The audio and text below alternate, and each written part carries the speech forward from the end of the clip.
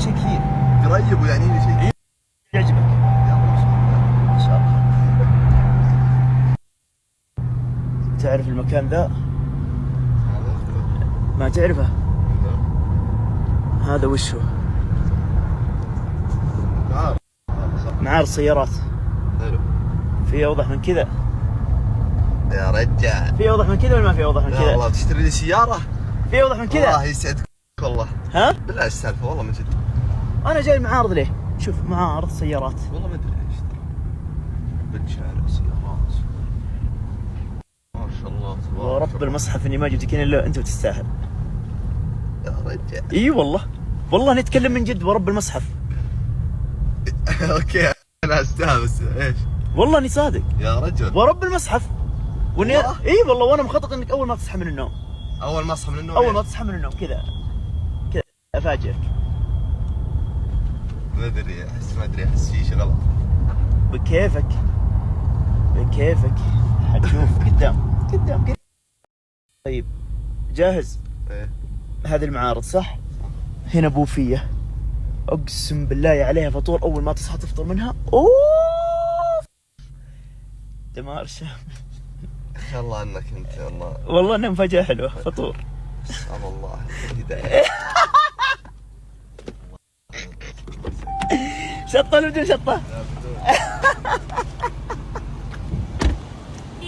طيب وولف انا قد افطرت وانت هذا السندوتش الثاني صح؟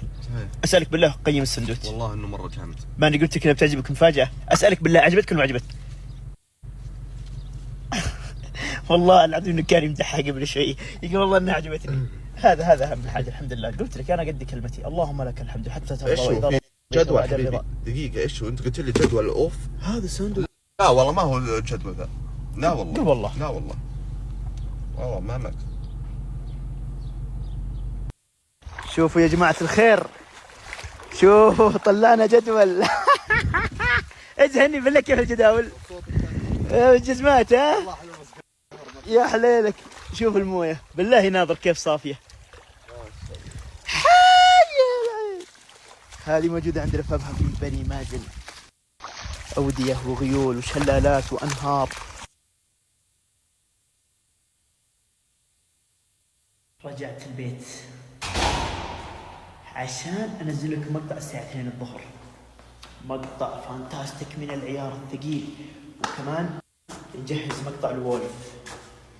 في مقطعين واحد بينزل انا اليوم وولف ما ادري يا يمدينا ننزله اليوم يا باكر ان شاء الله نشوف على حسب الاوضاع.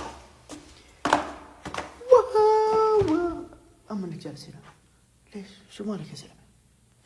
شو مالك؟ شباب اختاروا لي اسم. القطوه كافح هذا وش نسميه؟